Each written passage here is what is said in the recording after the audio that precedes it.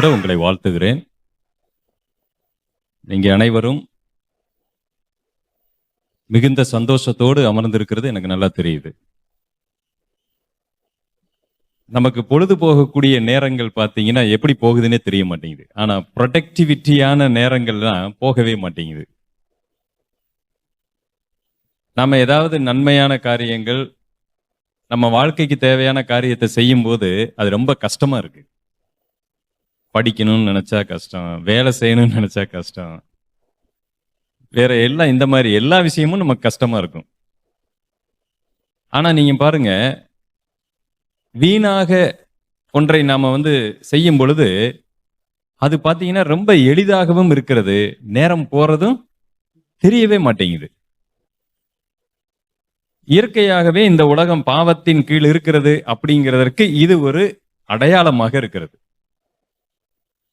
ஒரு நல்ல விஷயத்தை, தேவையான விஷயத்தை, என் வாழ்க்கைக்கு தேவையானதை, என் குடும்பத்திற்கு தேவையானதை, பொருளாதாரத்திற்கு தேவையானதை நான் ஒன்று செய்யும் போது அது பார்த்தீங்கன்னா ரொம்ப நம்ம கடினப்பட்டு செய்வது போன்று தான் நமக்கு தோன்றுகிறது. ஆனா வீணாக்கக்கூடிய எல்லாம் பாருங்க,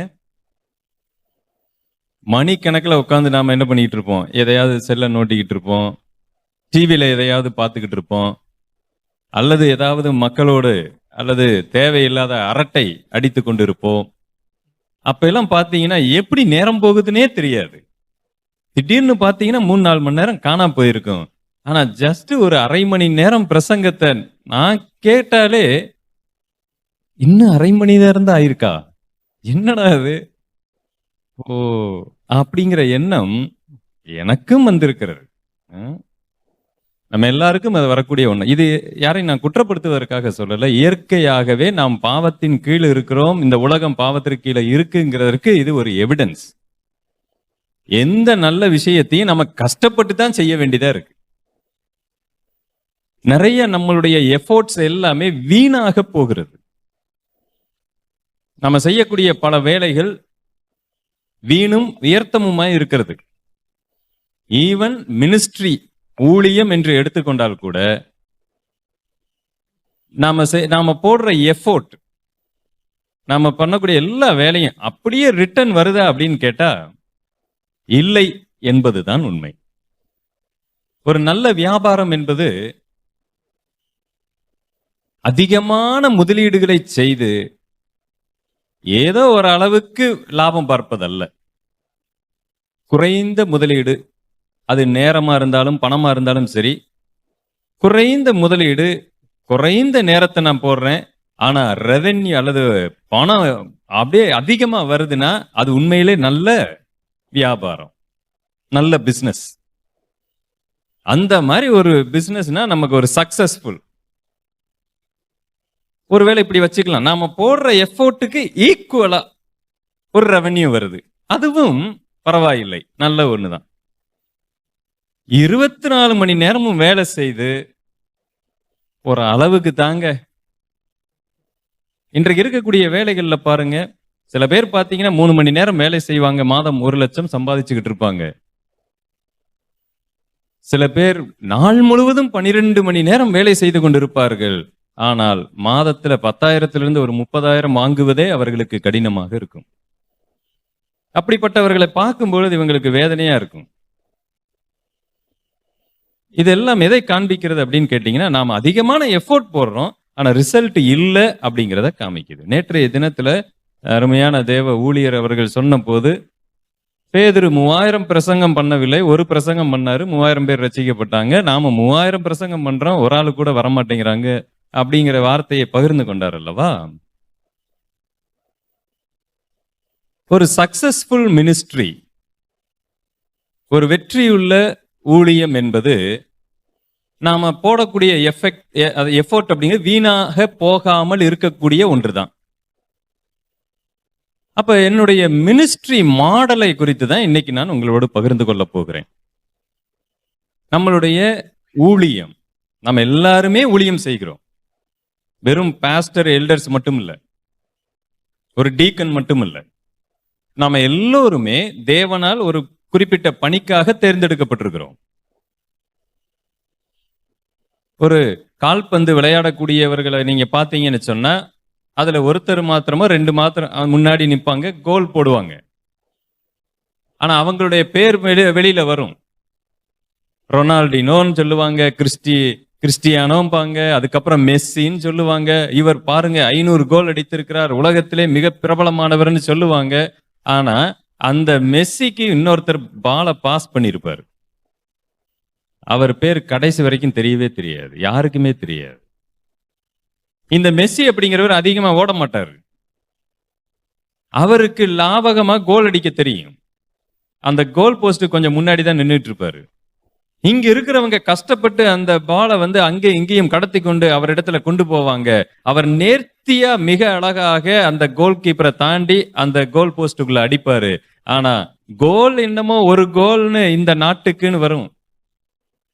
அர்ஜென்டினா ஒரு கோல், பிரேசில் ஒரு கோல். ஆனா அந்த ஒரு கோலை போட்டது யாருன்னா 11 பேர் கோல் போட்டாங்கன்னு யாருமே சொல்ல மாட்டாங்க. மெஸ்ஸி மட்டும்தான் கோல் போட்டாருன்னு சொல்லுவாங்க. மக்கள் அதை ஏற்றுக்கொள்ளுகிறார்கள். கூட விளையாடுற மீதி ஆட்களும் அதை ஏற்றுக்கொள்ளுகிறார்கள்.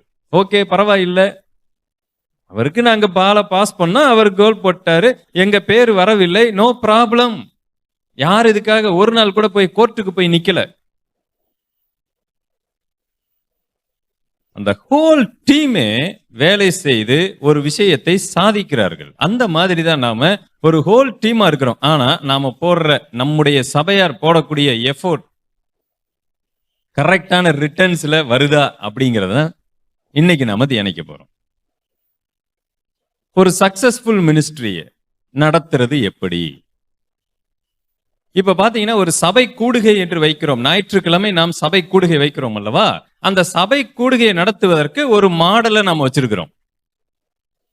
அதற்கு வேதாகம வசனத்திலிருந்து ஒரு மாடல், இந்த மாடலின் அடிப்படையில தான் நாம சபையை கூடுகிறோம் அப்படின்னு வச்சிருக்கிறோம். அது என்னன்னு உங்களுக்கு சொல்றேன், லைட்டா அப்படி டச் பண்ணிட்டு போலாம்.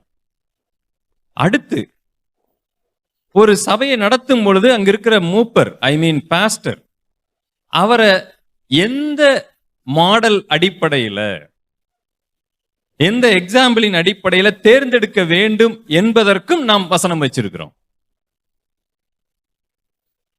அதே சமயத்தில் ஒரு சக்சஸ்ஃபுல் மினிஸ்ட்ரி, ஒரு பிரீச் பண்ணி ஒருத்தவங்களை கர்த்தருக்குள்ள வழி நடத்துவதற்கு வேதாகமத்துல எந்த பகுதியை மாடலா நாம வச்சிருக்கோம்? அததான் உங்ககிட்ட பேச போறேன். இதுதான் அந்த பகுதி, இதுதான் அந்த மாடல். வேற எந்த இடத்துலயும் அதை பார்க்க முடியல. அப்போஸ்தலன் பவுல் சொல்றாரு, அப்போஸ்தலன் பவுல் சொல்லுகிறார், இந்த மாடல்ல நீங்க பிரீச் பண்ணா, இந்த மாடல்ல நீங்க ஊழியம் பண்ணீங்கன்னா அந்த மினிஸ்ட்ரி சக்சஸ்ஃபுல்லா இருக்குன்னு சொல்றாரு. அது எந்த மாடல்? அதை தான் உங்ககிட்ட இன்னைக்கு நான் பேச போறேன். நாம நடத்தக்கூடியதான சபை கூடுகையை நம்ம யாருமே தப்பா நடத்துறது கிடையாது. ஏன்னா அது ரொம்ப எளிது. அதற்கு ஆதாரமாக அப்போஸ்தலர் நடபடிகள் புத்தகம் 2ஆம் அதிகாரத்திலிருந்து நாம் அந்த மாடலை வச்சிருக்கிறோம். ஒரு சபை கூடுகையை எப்படி நடத்தணுங்கிறதுக்கு அதை மட்டும் லைட்டா அப்படி வாசித்துட்டு நம்ம போயிடலாம். ஏன்னா அது என்னுடைய செய்தி அல்ல. அப்போஸ்தலர் நடபடிகளுடைய புத்தகம் 2ஆம் அதிகாரம் 41வது வசனம்.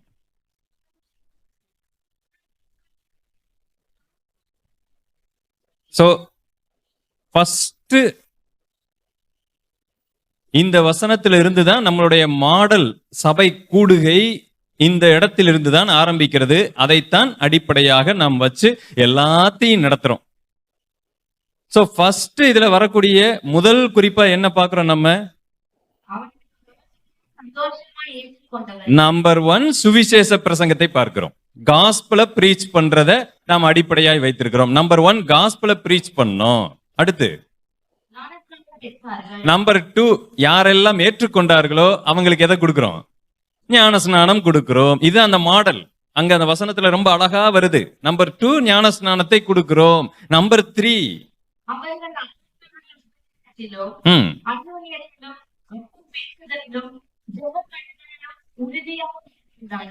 நம்பர் 3 அடுத்து உடனடியாக ஞானஸ்நானம் பெற்றவர்கள் உடனடியாக அடுத்து என்ன செய்கிறார்கள்? அப்போ அப்போஸ்தலர்களுடைய உபதேசத்தில் என்ன செய்தார்கள்? தரித்திருக்கிறாங்க.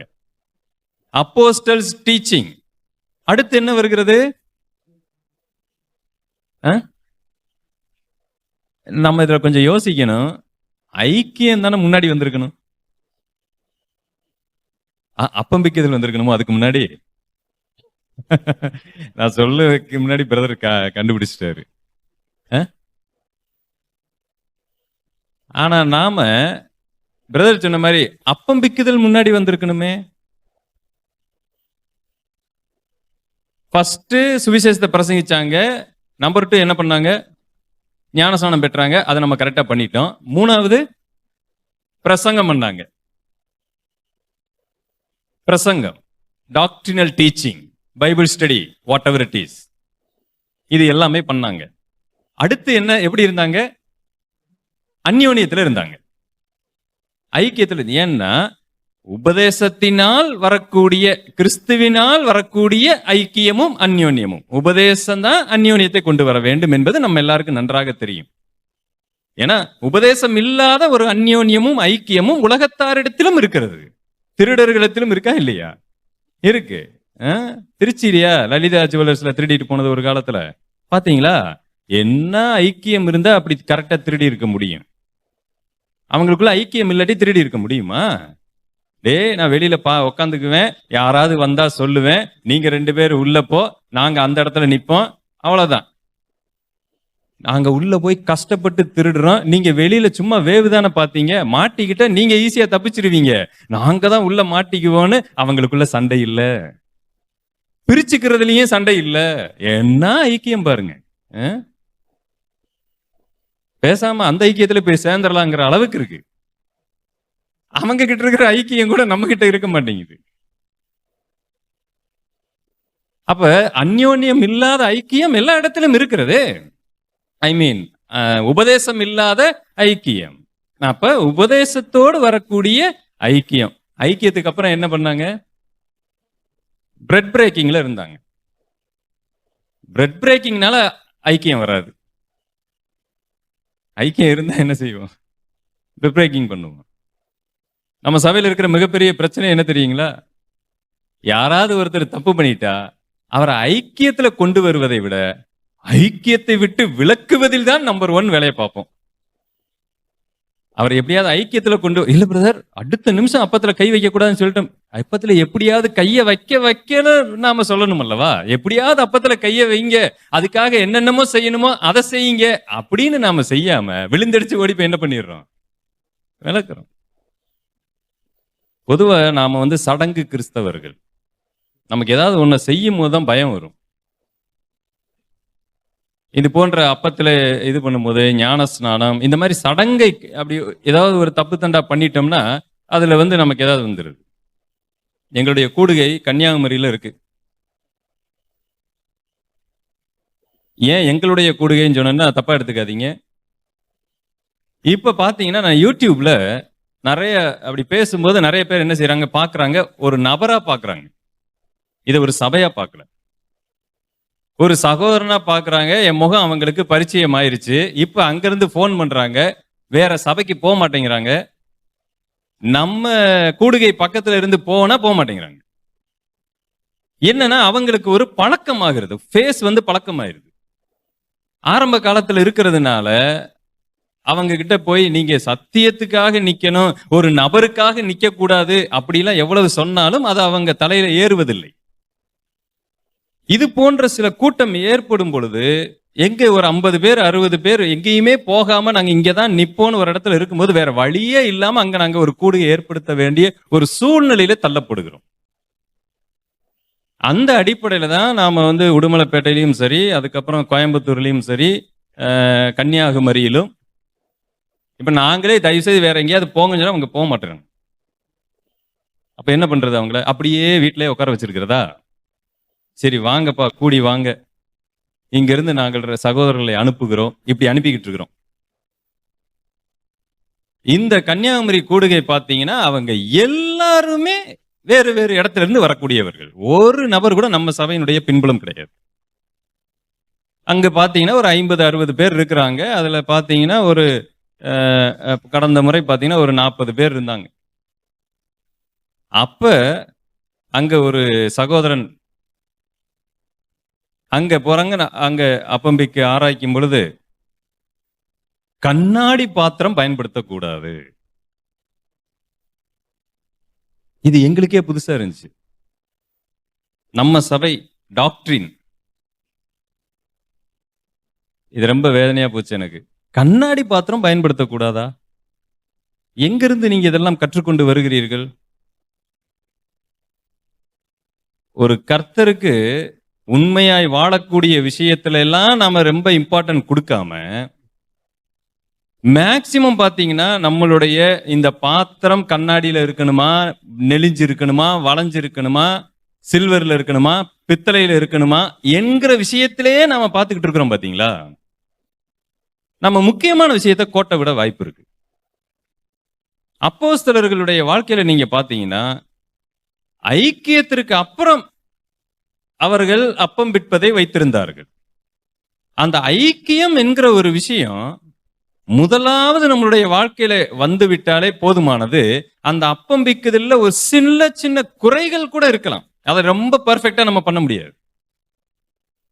நீங்க எவ்வளவு பெர்ஃபெக்ட்டா பண்ணாலும் அதுல குறைகள் இருக்கும். ஆண்டவர் அந்த மாதிரி விஷயத்துல ஈஸியா குறை கண்டுபிடிப்பார். நம்ம பாத்திரத்தை கழுவுறதுல குறை இருக்கிறது, அந்த பன்னு செய்யறதுல குறை இருக்கிறது, எல்லாத்துலயும் குறை இருக்கு. உங்களுக்கே தெரியாம நீங்க கடையில வாங்கின பண்ண அந்த சாமியில வச்சு கும்பிட்டு எடுத்து கூட கொடுத்து விட்டுருக்கலாம். அது உங்களுக்கே தெரியாது, கர்த்தருக்கு மட்டும்தான் தெரியும். ஆனா நீங்க அதை எடுத்துட்டு வந்துட்டு அப்படியே பரிசுத்தமா பண்ணிட்டு இருப்பீங்க பாத்தீங்களா? தெரிஞ்சா நம்ம ஓ அப்படின்னு நினைப்போம். இதுல எல்லாம் கர்த்தர் பார்ப்பதில்லை. ஆனா நாம அதுல ரொம்ப ஜாக்கிரதையா இருக்கிறோம்னு நினைச்சுக்கிட்டு எதுல நம்ம கோட்டை விட்டுறோம்னு பாத்தீங்கன்னா, அந்த ஃபர்ஸ்ட் விஷயத்துல கோட்டை விட்டுறோம். நீங்க பாத்திருக்கீங்களா அந்த வாட்ஸ்அப்ல ஆப்பிரிக்கா காட்டுக்குள்ள அவங்க எப்படி பிரெட் பிரேக்கிங் நடத்துனாங்க, ஒரு சின்ன பிள்ளை வீடியோ நீங்க பார்த்துருப்பீங்கன்னு நினைக்கிறேன்.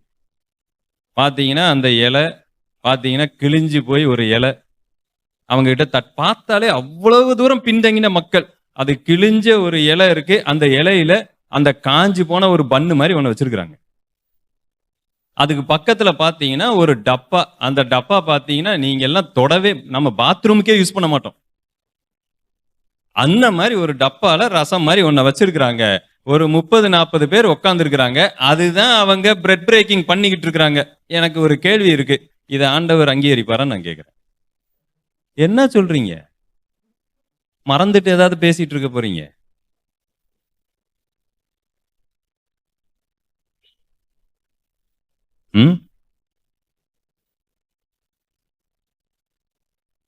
அதனால நாங்களும் இனிமேல் நெளிஞ்சு போன டப்பாவை காஞ்சி போன இலையில தான் இனிமேல். ப்ளீஸ், நான் ஏதோ அப்படி சொன்னேங்கிறதுக்காக உங்க சபையில் அப்படி பண்ணாதீங்க. நமக்கு வசதிகள் இருக்கு, நீட்டான ஒரு இதுல எடுத்து வச்சு பண்ணுங்க. அந்த புரிதல் நமக்கு இருக்கு, கர்த்தருக்கும் அந்த புரிதல் இருக்கு. கர்த்தரை பாத்திரத்துல பார்க்க கூடாது. கர்த்தரை நாம எப்படி பார்க்கிறோம்னா, அன்றைக்கு இருந்த கேத்தலிக் பீப்புள ரசத்துல பார்த்துக்கிட்டு இருக்கிறோம். அவங்க கர்த்தரை பன்னுலையும் ரசத்திலையும் பார்த்தாங்க.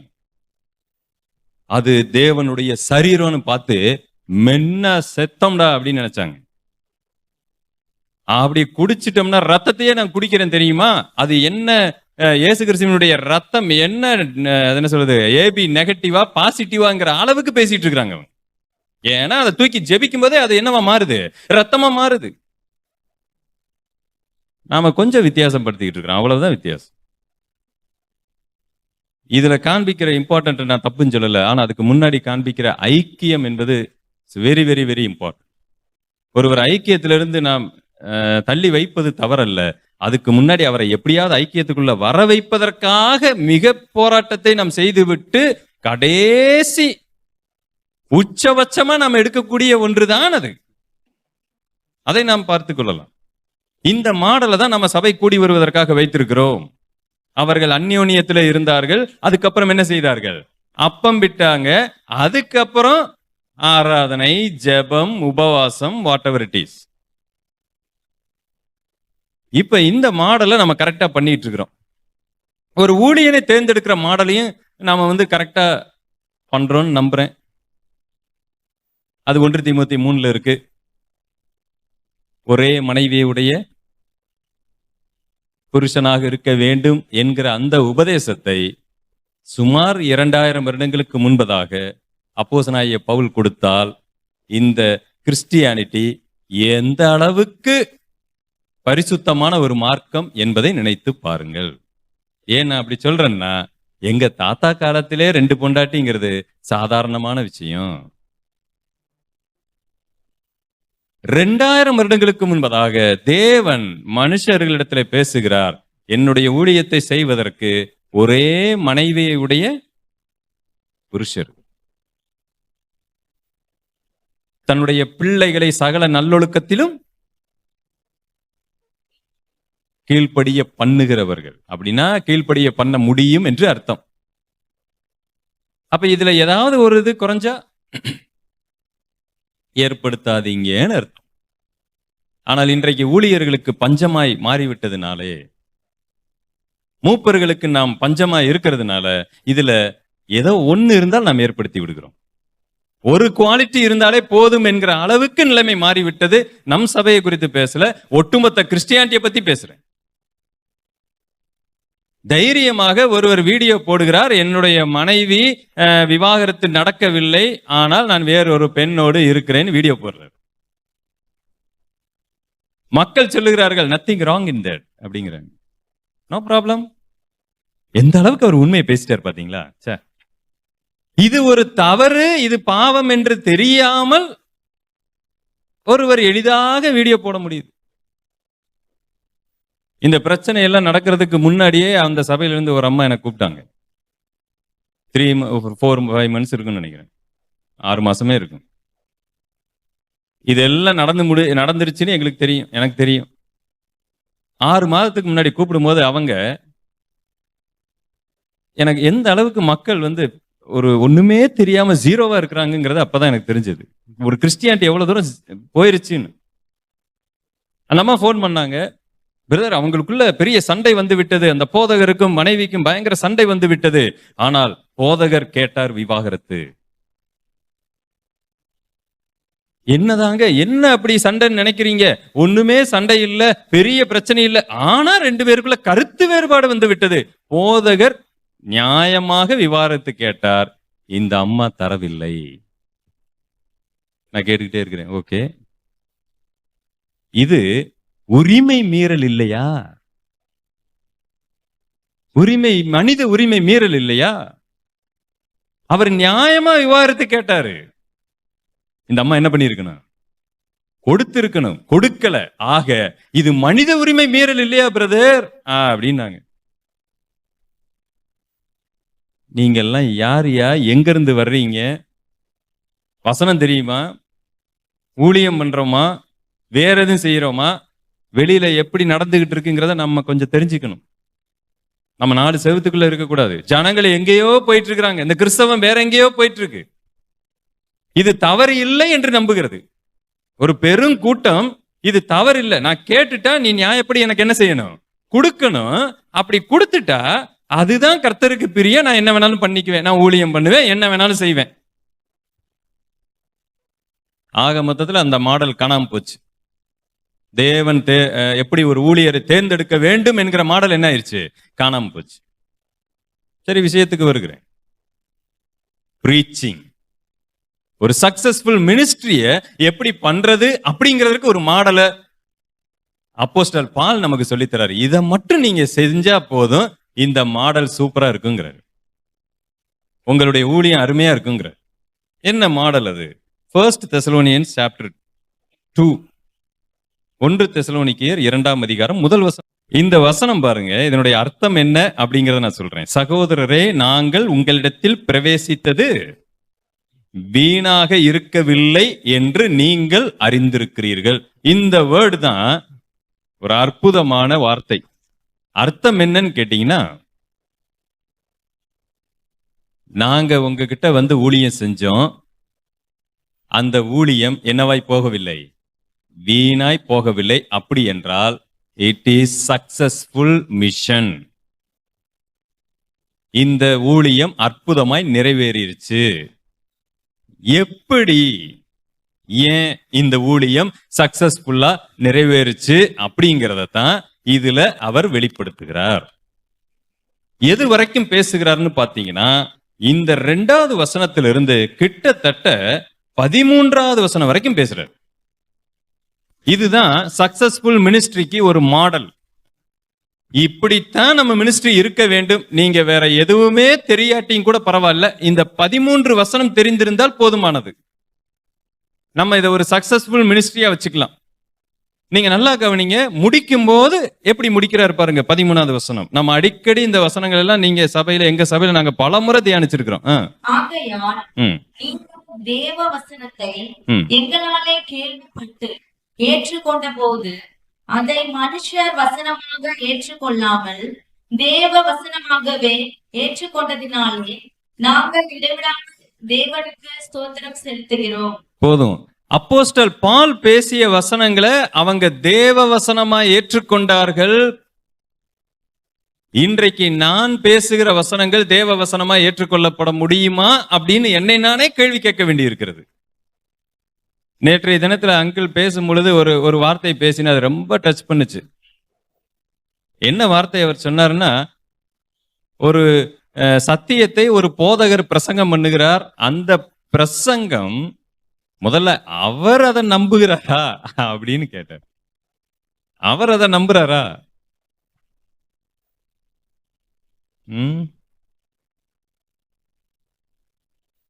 நம்மளுடைய பிள்ளைகள் நாம பேசுறத கவனிச்சுட்டு அவங்களே கண்டுபிடிச்சிருவாங்க, இது அப்பாவே நம்பல அப்படின்னு கண்டுபிடிச்சிருவாங்க.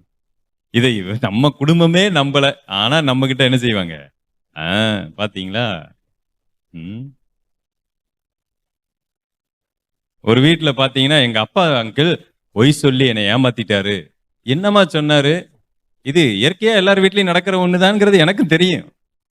சரி, அப்படி என்னதான் பண்ணாரு அப்படின்னா, ஃப்ரிட்ஜில் கை வச்சா சாக்கடிச்சு செத்துருவாங்கன்னு சொன்னாரு. எப்படி இருக்கு பாருங்க. அவர் எப்படி ஏமாத்தி இருக்கிறாருன்னா, ஃப்ரிட்ஜுக்குள்ள ஃபுல்லா சாக்லேட் இருக்கு. இவன் போய் என்ன பண்ணிடுறான்? எடுத்து சாப்பிட்டு வந்துடுறான். சரி, பிள்ளை இப்படி சாப்பிட்டு இப்படி ஆயிட கூடாது அப்படின்னு சொல்லிட்டு இவர் என்ன பயமுறுத்தி வச்சிருக்காரு? ஃப்ரிட்ஜை தொட்டேன்னா அவ்வளவுதான், சாக்கடிச்சிரும். அப்படியே இவர் அப்படி தொட்டு ஆட்டி வேற காமிச்சிருக்கிறாரு. இவன் என்ன பண்ணிட்டான்? பயந்துட்டான். அப்படி போய் ஓரமா உட்காந்துக்கிட்டான். ஆனா காலையில இருந்து பார்த்தா இவங்க அம்மா உள்ள திறக்கிறது, உள்ள இருந்து முட்டை எடுக்கிறது. என்னது இது, இவங்களுக்கு மட்டும் சாக்கடிக்க மாட்டேங்குது போல் இருக்கு அப்படின்ட்டு இவன் போய் திறந்து பார்த்திருக்கான். ஒண்ணுமே ஆகல. எப்படி இருக்கு பாருங்க. ஏமாத்தினாலும் கொஞ்சம் நல்லா ஏமாத்துங்க ஐயா. அவங்க நம்மளை விட விவரமானவங்களா இருக்கிறாங்க. நாம என்ன சொன்னாலும் அவங்க அடுத்த நிமிஷம் பார்த்துருவாங்க. முதல்ல இவங்க அதை நம்பிக்கிட்டு இருக்கிறாங்களாங்கிற அளவுக்கு பாக்குறாங்க. என்னை ஒருத்தர் பிரசங்கம் பண்ண கூப்பிடுறாரு அப்படின்னா, நான் பாட்டுக்கு வர்றேன், இப்ப நான் பாட்டுக்கு பேசுறேன். நீங்க அதை கர்த்தருடைய வார்த்தையா ஏற்றுக்கொள்ளணும்னு என்ன இருக்கு? ஒருவேளை பவுல் சொன்ன வார்த்தையை ஏன் அவங்க கர்த்தருடைய வார்த்தையை ஏற்றுக்கொண்டாங்க? ஒருவேளை அற்புதம் அடையாளம் செஞ்சிருப்பாரோ? இல்ல. இந்த தெசலோனிக்கே பட்டணத்துல போய் அவரு, நான் அற்புதம் செஞ்சேன், அடையாளம் செஞ்சேன், ஆகையால் நீங்கள் அதை தேவ வசனமா ஏற்றுக்கொண்டீங்கன்னு அவர் ஒரு இடத்துல கூட பேசல. ஒருவேளை மற்ற சபையில சொல்ற மாதிரி, நான் இப்பொழுது பேச போவது கர்த்தருடைய வார்த்தை அப்படின்னு சொல்லியிருப்பாரோ? ஏன்னா இப்படி சொல்லிட்டா சில பேர் நம்பிடுவாங்க. இது நாள் வரைக்கும் நாம் பேசிக்கிட்டு இருந்த வார்த்தை பொய்யும் புரட்டுமா இருக்க முடியும். ஆனால் இப்பொழுது நான் பேசுகிற வார்த்தை அப்படி கிடையாது. என்ன வார்த்தை? கர்த்தருடைய வார்த்தை. யாரும் நம்ப மாட்டாங்க. அது நம்புறதுக்கு ஒரு கோஷ்டி இருப்பாங்க, லெட் இட் பி. அப்ப நான் சொல்லுவது கர்த்தருடைய வார்த்தைன்னு சொல்லிட்டு சொல்றதுனால மாத்திரம் யாரும் ஏற்றுக்கொள்ள முடியாது. அப்ப ஒருத்தர் பேசுறது உண்மையிலே தேவ வார்த்தைனா அது எப்படி? சில சமயம் நம்ம ஒரு ஜீபூம்பா கிறிஸ்தவரா மாறிவிட வாய்ப்பு இருக்கு. நம்ம சுவிசேஷம் பிரசங்கம் பண்ணும் போதும் சரி, வேற ஏதாவது பிரசங்கம் பண்ணும் போதும் யாராவது ஒருத்தர் ஏற்றுக்கொள்ளலைன்னா அடுத்த நிமிஷம் நம்ம கர்த்தர் கிரியை செய்யல பிரதர் அப்படின்னு ஒருவேளை அப்படி சொல்லிடுவோம். அல்லது நான் ஏதோ பயங்கரமாய் பேசிவிட்டேன், அந்த மாதிரி பேசினேன், இந்த மாதிரி பேசினேன், இந்த மாதிரி எக்ஸ்ட்ரீமெண்ட்ல நம்ம கொண்டு போய் மேல வைக்கவும் வாய்ப்பு இருக்கிறது. ஆனா தேவன் இதுல பேலன்ஸ்டா இருக்கிறாரு. தேவன் நான் ஏதோ ஒரு வார்த்தை அப்படி பேசிட்டேங்கிறதுனால அப்படியே அவர் ஏதோ மந்திர மாயஜாலம் பண்ணி அப்படியே ஒருத்தருடைய இருதயத்துல போயிட்டு எல்லாத்தையும் மாத்தி அப்படி கொண்டு வந்துருவாருன்னு நினைக்காதீங்க. தேவன் என்ன செய்யறாருன்னா தன்னுடைய வசனத்தை பேசுகிற மெத்தடையும் கேர்ஃபுல்லா அவர் பயன்படுத்துகிறார்.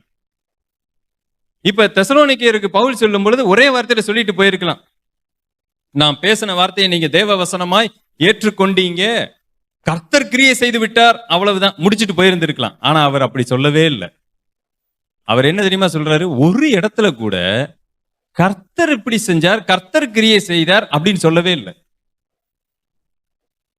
என்ன சொன்னாருன்னா மினிஸ்ட்ரிக்கான மாடலை பத்தி மட்டுமே பேசிட்டு இருக்கிறேன். நாங்கள் எப்படி எந்த நிலைமையில் உங்களோடு பேசினோம், அதனாலதான் நீங்க எங்க வசனத்தை கடவுளுடைய வசனமா தேவ வசனமா ஏற்க முடிந்ததுன்னு சொல்றாரு.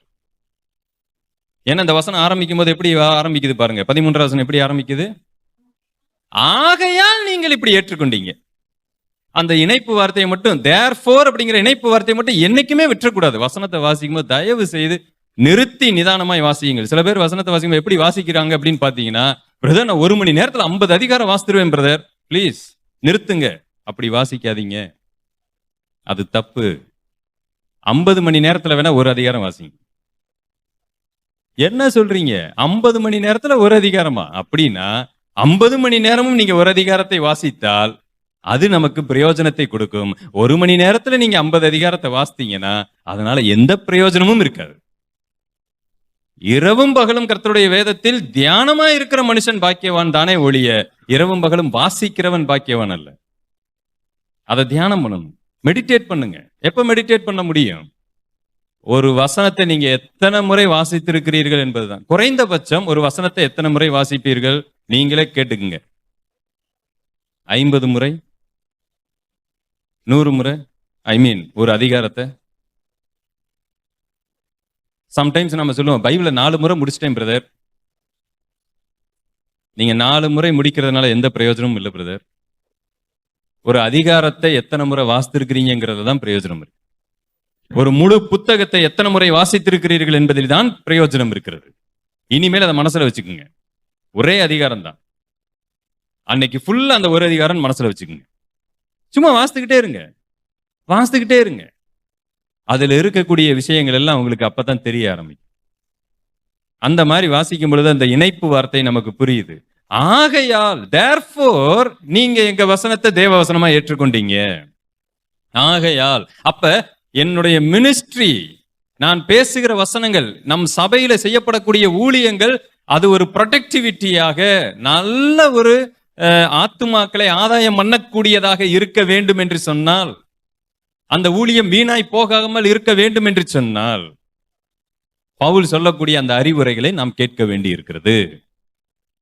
வெறுமனே ஆண்டவர் கிரியை செய்து விட்டார்னு சொல்லிட்டு போகாம, ஆண்டவர் எப்படி கிரியை செய்வார், அதற்கு எவ்வளவு பெரிய ப்ராசஸ் இருக்குங்கிறத நம்ம பார்க்கணும். ஆண்டவர் எப்படி கிரியை செய்திருக்கிறார் தெரியுங்களா?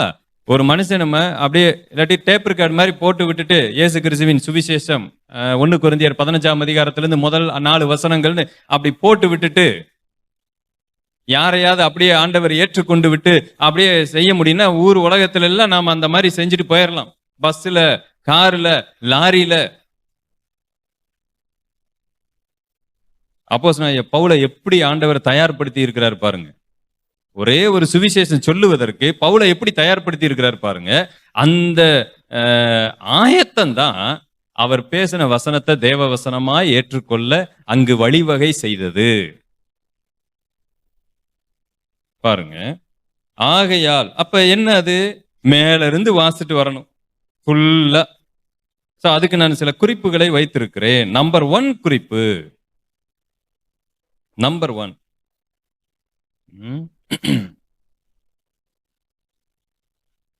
preaching with price. அப்படின்னா ஒரு பெரிய விலையோடு பிரசங்கம் பண்ணுங்கள். விலையில்லா பிரசங்கம் இருக்கு. எனக்கு விலையில்லா பிரசங்கம் பண்ண கூப்பிட்டு விட்டாங்க. அழகா மலேசியாவுக்கு டிக்கெட் போட்டு கொடுத்து வாங்கய்யா மீட்டிங். அப்படியே அங்க போய் இறங்கும் பொழுது நல்ல வரவேற்பு கொடுத்தாங்க. ரத்தன கம்பளம் ஒண்ணுதான் விரிக்கல, நல்ல சாப்பாடு போட்டாங்க, ஃபுல் கட்டு கட்டினேன். அப்புறம் போய் பிரசங்கம் பண்ணேன். இடையில ஃபுல் சாப்பாடு, அப்புறம் நல்ல ஏசி ரூம் கொடுத்து தூங்க வச்சாங்க. அதுக்கப்புறம் எந்திரிச்சு பிரசங்கம் பண்ணேன். அதுக்கப்புறம் சாப்பாடு, அழகா திரும்ப பிளைட்ல ஏத்தி வச்சு அனுப்பி வச்சிருக்கிறாங்க. இதுக்கு பேரு விலை இல்லாத பிரசங்கம். நான் பெருசா இதுக்கு எதுவுமே பண்ணல. இங்க இருந்து என்னுடைய சட்டி முட்டி சாமான தூக்கிட்டு போனேன், அவ்வளவுதான். வேற எதையுமே நான் பண்ணல. இந்த போன்ற பிரசங்கங்கள் இப்பயும் அதுதான் பண்ணிட்டு இருக்கிறேன். எனக்கு நல்லா அங்க ஏசி ரூம் கொடுத்துருக்காங்க, நல்லா தூங்கிட்டு நல்லா சாப்பிட்டுட்டு, இவங்க வேற நல்ல சாப்பாடு வேற சமைச்சு போட்டுட்டு இருக்கிறாங்க, நேரத்துக்கு டீயை வேற தர்றாங்க. என்ன கஷ்டம் இதுல? உங்களுக்கும் தான். நான் எப்படி விலை இல்லாமல் பிரசங்கம் பண்ணுகிறேனோ, நீங்களும் விலை இல்லாமல் கேட்டுக்கொண்டிருக்கிறீர்கள். என்ன கஷ்டம்? 3 நாள் ஓகே, அதை நான் ஒத்துக்கிறேன். உங்களுடைய வேலைகள் அதையெல்லாம் விட்டுட்டு வந்திருக்கிறீங்க. அப்கோர்ஸ் அதுல எந்த மாற்று கருத்தும் இல்லை. ஆனா அப்போஸ்தலனாகிய பவுலுடைய பிரசங்கம் அப்படி இல்லை.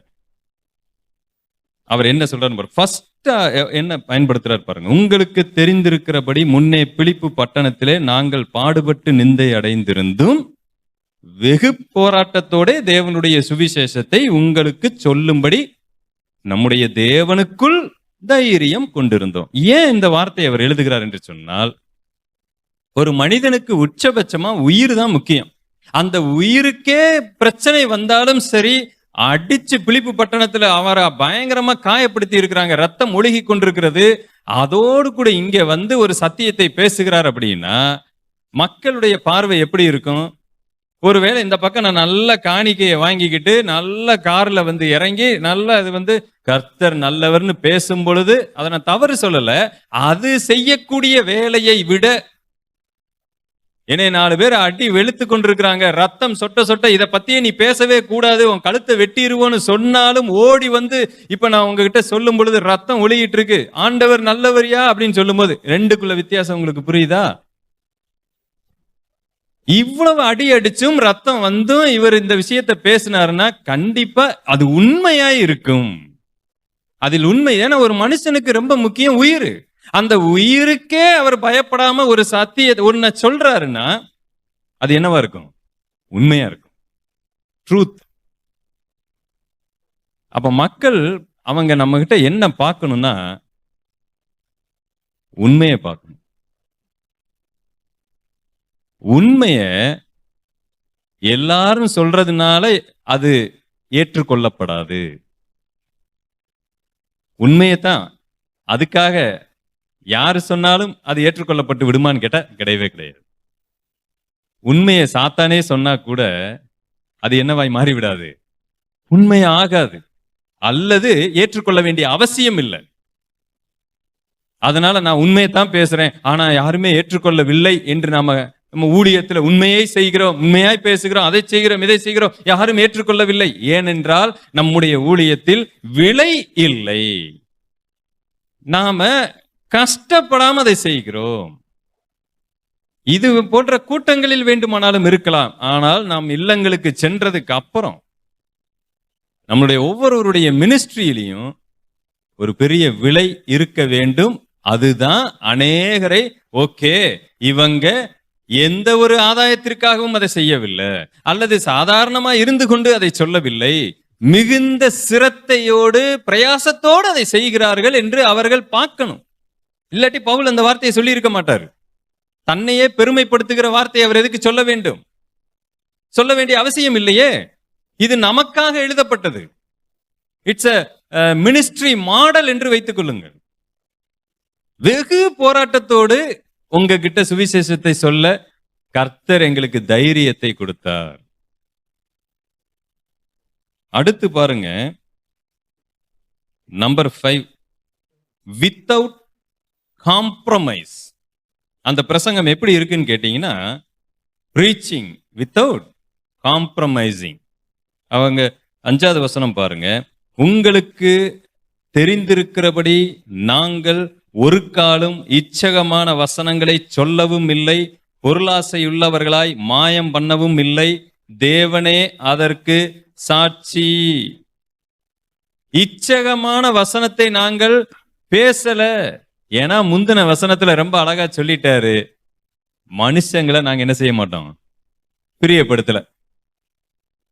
நம்மளுடைய பிரசங்கங்கள்ல நாம் அடிக்கடி என்ன செய்யறோம்னா, மனிதர்களை நாம் பிரியப்படுத்த மாட்டோம்னு சொல்லிட்டு மனுஷங்களை உணர்த்து வைக்கிறதுக்கு பதிலாக காயப்படுத்திடுவோம். ரெண்டுக்குள்ள வித்தியாசத்தை நாம் புரிந்து கொள்ள வேண்டும். நம்ம பிரசங்கம் ஸ்ட்ரெயிட் ஃபார்வர்டுங்க, நான் பேசிடுவேங்க, நான் எந்த காம்ப்ரமைஸும் இல்லாம பேசுவேன்னு சொல்லிட்டு நாம என்ன பண்ணிடுவோம்னா காயப்படுத்திடுவோம். காயப்படுத்துதல் அல்ல, உணர்த்துவிக்குதல். உணர்த்துவிக்குதல் அப்படிங்கிற இடத்துல இயேசு கிறிஸ்து ரொம்ப அழகாய் செய்தார். எனக்கு அன்பானவர்களே, எனக்கு தெரிந்த நிறைய இடங்கள்ல பாத்தீங்கன்னா நாங்க ஸ்ட்ரெயிட் ஃபார்வர்டுன்னு சொல்லி ஏகப்பட்ட இடத்துல நிறைய பேரை சபையை விட்டு வெளியே அனுப்பியிருக்காங்க.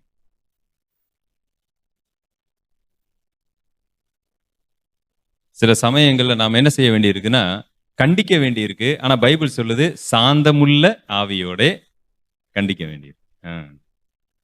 சீர்பொருந்த பண்ணுங்கள், சாந்தமுள்ள ஆவியோடு செய்யுங்கள். ஆனா கண்டனம் பண்ணுங்கள், கடிந்து கொள்ளுங்கள், ஆனா கூட என்ன வந்துட வேண்டும் என்று சொல்லப்பட்டிருக்கு. அங்கு சாந்தம் வராவிட்டால் அதே கண்டனமும் கடிந்து கொள்ளுதலும் சாத்தானிடத்திலும் இருக்கிறது.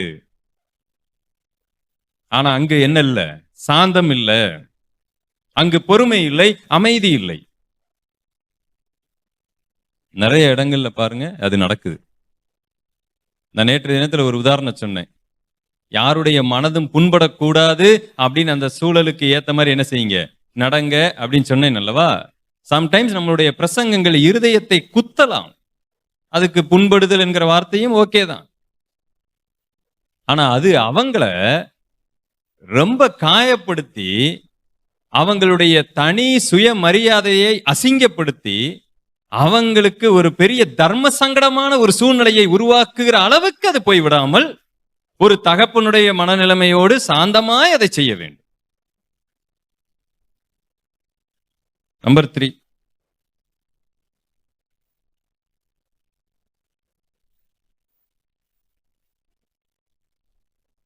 பிரசங்கம் தனிப்பட்ட ஒரு சாட்சியோடு இருக்க வேண்டும்.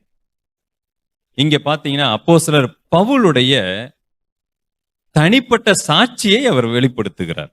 6வது வசனம் பாருங்க. நாங்கள் கிறிஸ்துவின் அப்போஸ்தலராக உங்களுக்கு பாரமா இருக்கக்கூடியவர்கள், ஆனாலும் உங்களிடத்திலாவது மற்றவர்களிடத்திலாவது மனுஷரால் வரும் மகிமையை நாங்கள் தேடவில்லை.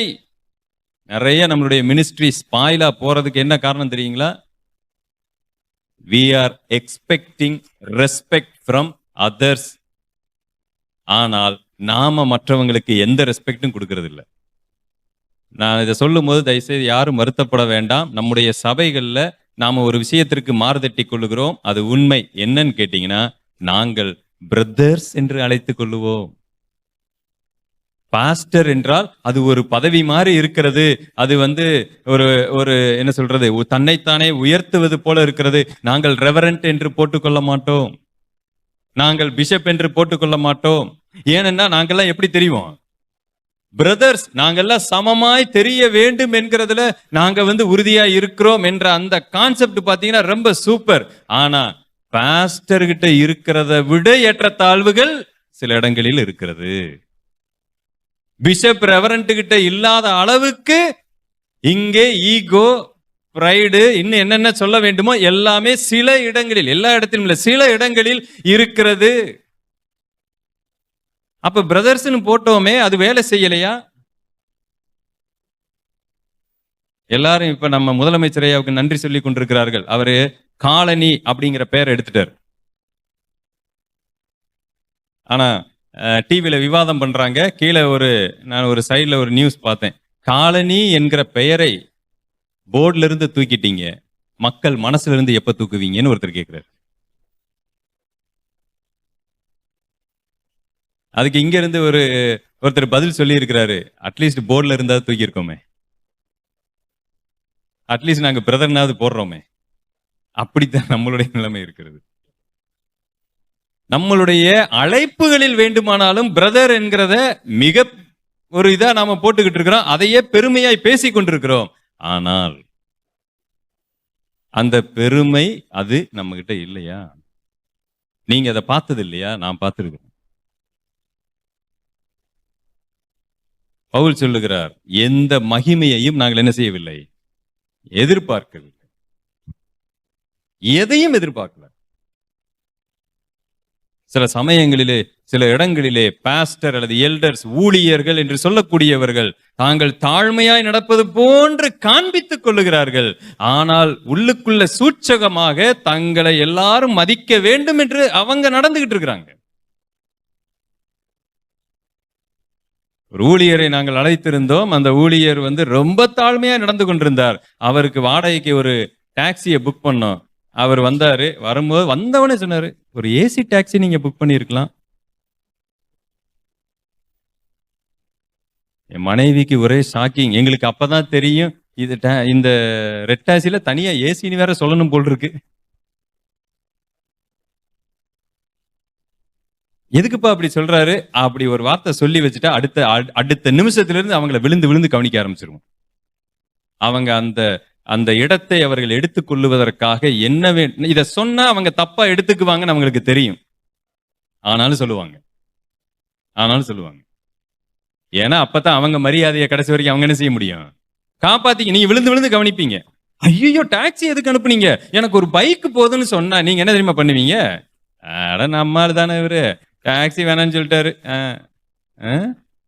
டவுன் பஸ் 12ஆம் நம்பர் டவுன் பஸ் வருங்க, ஏறி வந்துருங்கன்னு சொல்லிடுவோம்.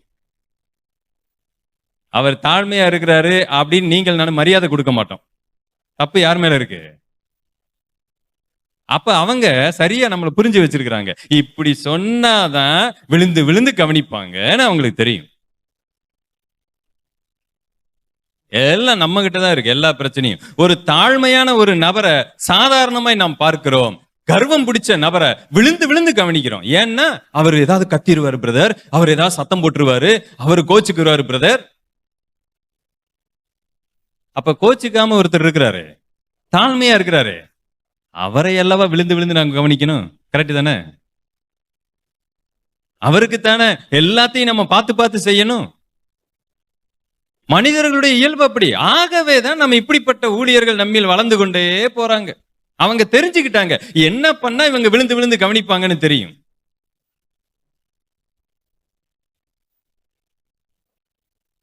சம்டைம்ஸ் சில சபைகள்லாம் பார்த்தீங்கன்னா ஃபர்ஸ்ட் பத்திரிக்கை, ஃபர்ஸ்ட் ஜெபம், ஃபர்ஸ்ட் காரியம் எல்லாத்தையும் அழகா நாசூக்கா பேசி அவங்க இதுல நல்லா வச்சிருவாங்க.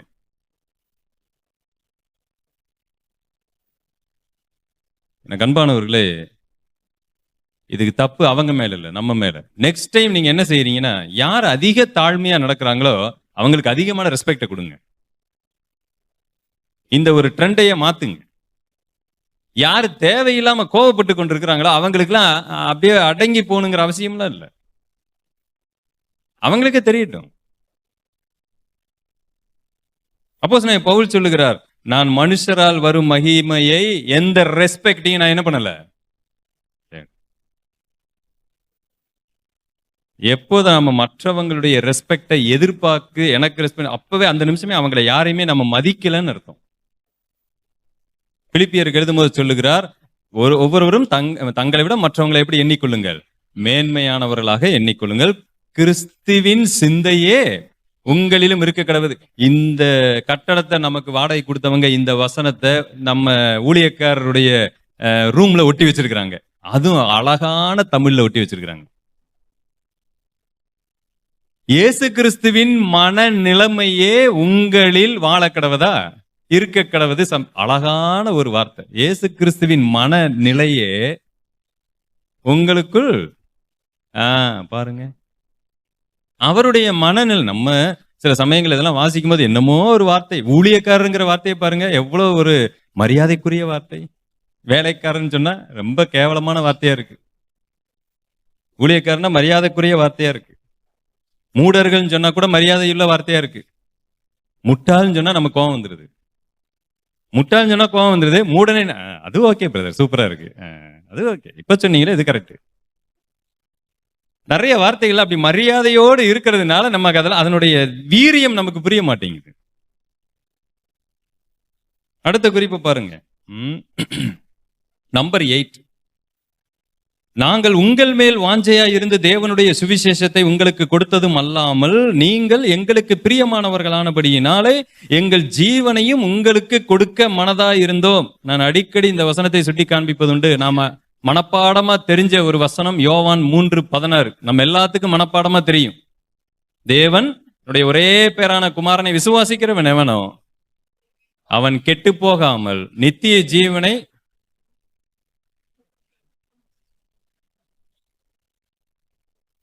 Okay, 1 John 3:16. இதுதான் யோவான் 3:16 சுருக்கம். கரெக்டா? யோவான் 3:16 சுருக்கம் தான் இப்ப நீங்க வாசித்தது. அவர் நமக்காக ஜீவனை கொடுத்ததினாலே அன்பு இன்னதென்று அறிந்திருக்கிறோம். சகோதரருக்காக ஜீவனை கொடுக்க கடனாளிகளாய் இருக்கிறோம். எஸ், ஜீவனை கொடுக்க கடனாளிகளாக இருக்கிறோம். எப்பொழுதுமே தேவனுடைய பார்ட் என்று வரும் பொழுது நமக்கு சந்தோஷத்தை கொடுக்கும். ஆமென் சொல்லுவோம், அல்லேலூயா சொல்லுவோம். என்னுடைய பார்ட் என்று வரும் பொழுது அலறி ஓடி விடுவோம். உண்மைதானே? பிரசங்கங்கள்ல பாத்திருக்கீங்களா? பஞ்சு பிரசங்கம். சில சமயம் பாத்தீங்கன்னா கர்த்தர் நல்லவர் வல்லவர், அவர் நம்மளை எப்படி கவனிச்சிருக்கிறாரு, எப்படி உயர்த்தி இருக்கிறான்னு சொல்லும் போது அல்லேலூயா அப்படி பயங்கர இது இருக்கும். ஆனா அதுவே நாமும் ஜீவனை கொடுக்க கடனாளிகளா இருக்கிறோம், ஒரு சவுண்ட் இருக்காது, அப்படியே பின் டிராப் சைலன்ஸ் இருக்கும் கிரவுட்ல.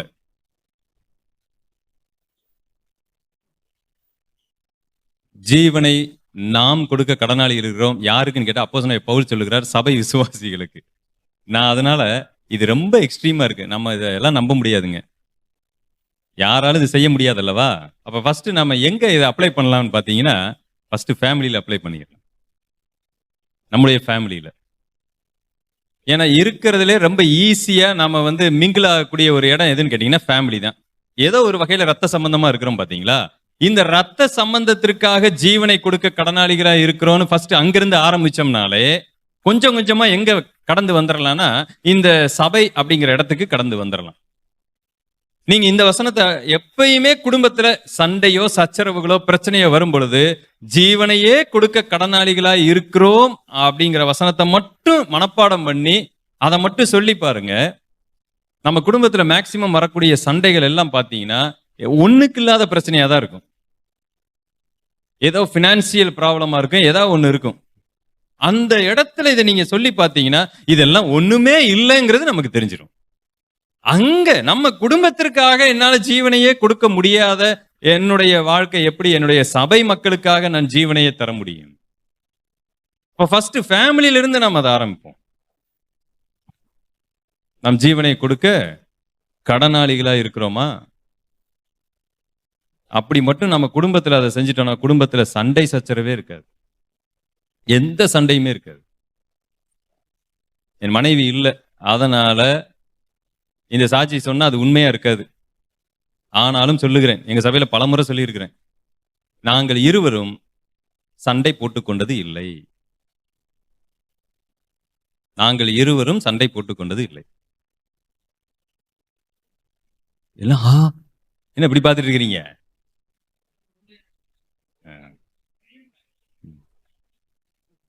ஓ, அதுக்கப்புறம் எதையோ ஒன்று சொல்லிடுவீங்கன்னு நினைச்சிட்டீங்க.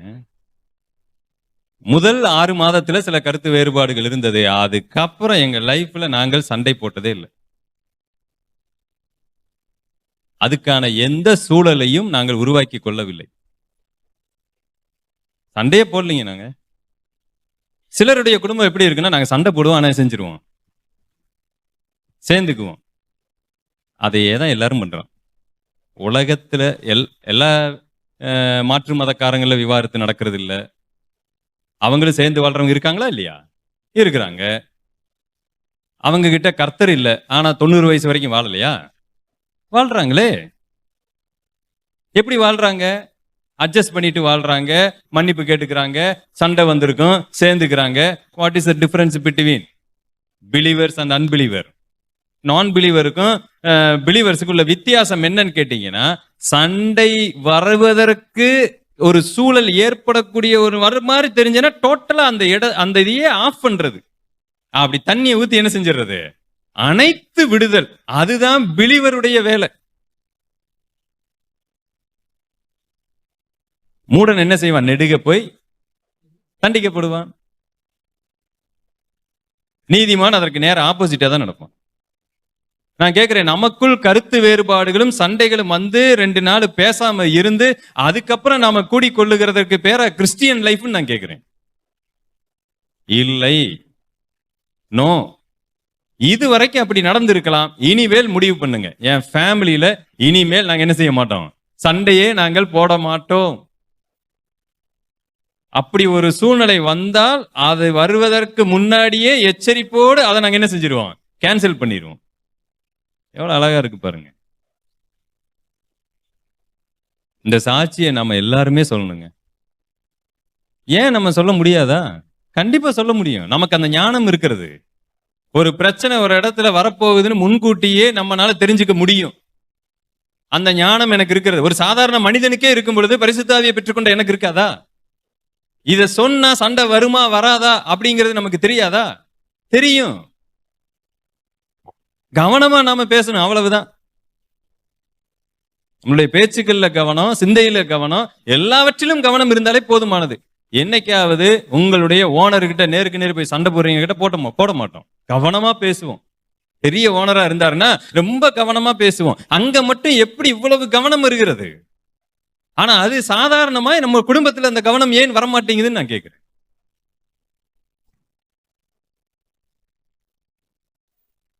ஜீவனையும் கொடுக்க நாம கடனாளிகளா இருக்கிறோம் என்பதை நாம் மறந்து விட வேண்டாம்.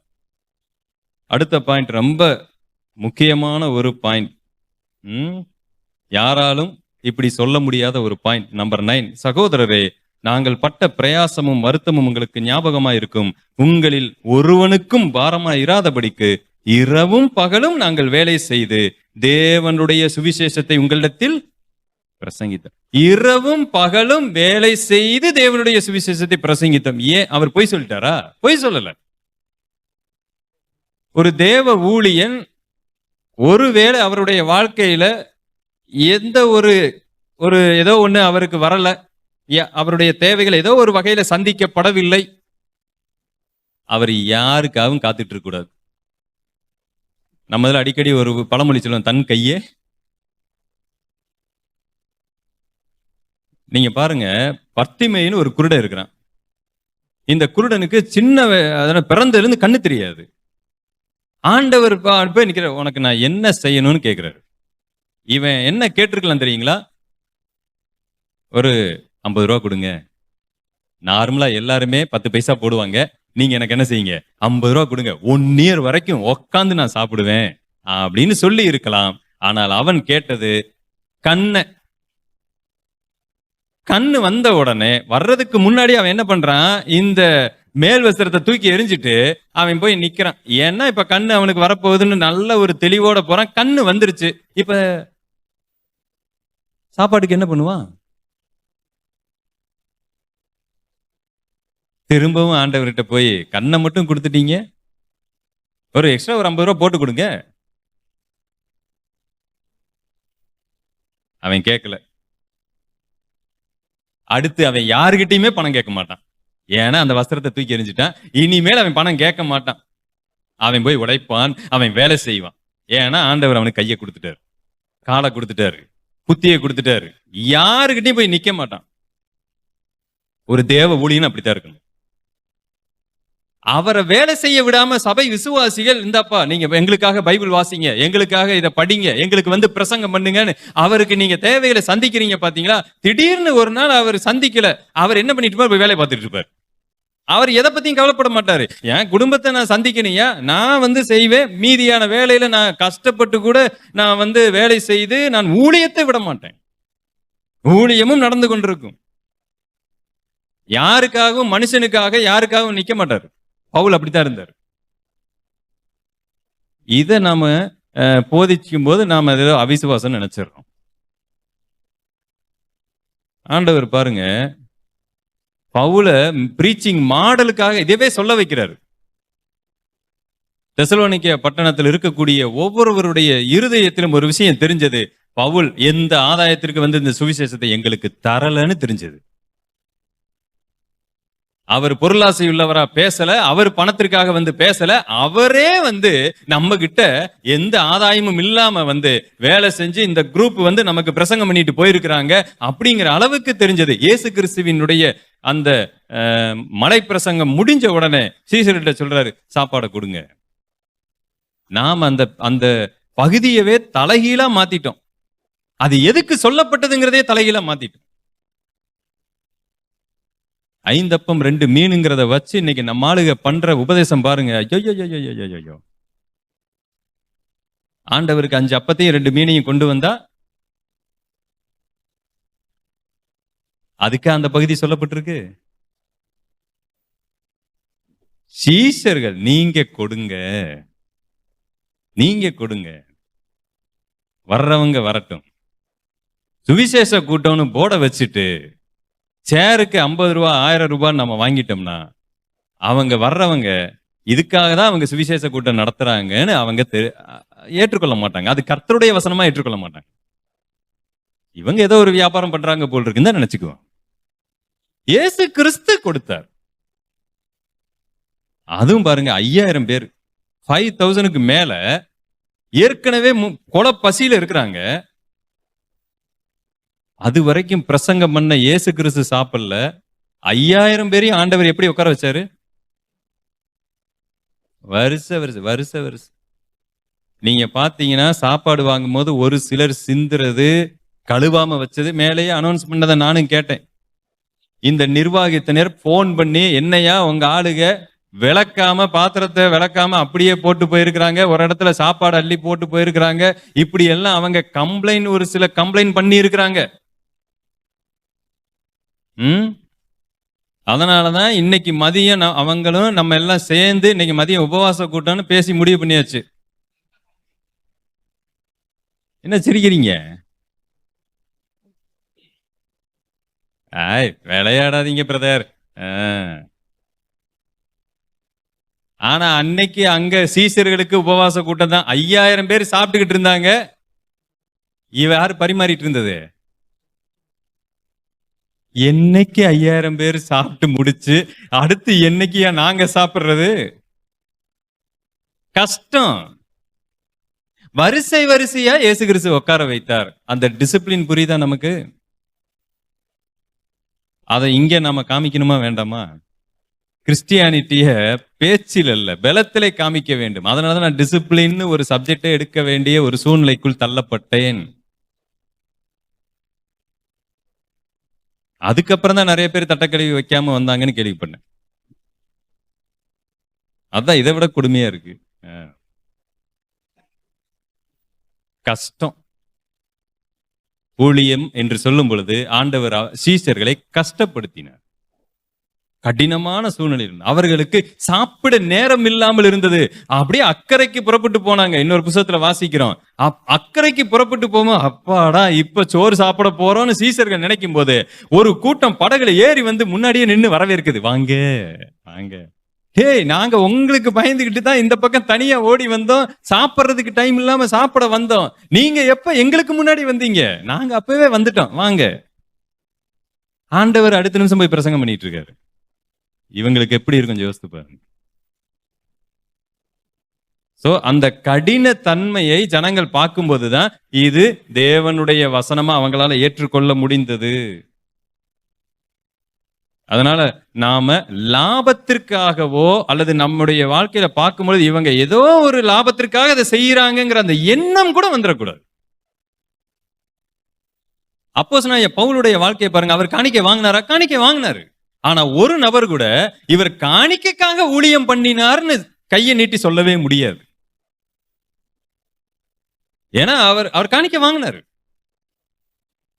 ஆனா அவர் காணிக்கைக்காக ஊழியம் பண்ணல. நம்ம இன்னைக்கு கொடுக்கலன்னா மனுஷன் அவர் பாட்டுக்கு எந்திரிச்சு வேலைக்கு போயிருவாரு, அங்க போய் கூட பண்ண போயிருவாருன்னு இவங்க என்ன பண்ணாங்க? துரிதமா போய் கொடுத்தாரு. அதுவும் அப்படியே கையில வருந்தி கொடுத்தாங்க. சில பேர் அவங்களை வீட்டுல ஏத்துக்கும் பொழுது ரத்தாம்பரம் விற்கக்கூடிய அந்த பெண்ணை குறித்து வாசிக்கிறோம். நாங்க உண்மையிலே விசுவாசின்னு நீங்க நம்புனா எங்க வீட்டுல வந்து குடியிருங்கய்யா, தங்குங்கய்யான்னு சொல்றாங்க. ஆனா நம்மள சீஜோ ஒரு வார்த்தை சொன்னா வந்து உட்காந்துக்குவாரு, 4 நாள் படுத்துக்குவாரு, போக மாட்டாரு. பிரதர் நாங்க ஊருக்கு கிளம்பலான்னு பிளான் பண்ணிட்டு இருக்கிறோம் அப்படிங்கிற அளவுக்கு சில இடங்கள்ல நடக்குது.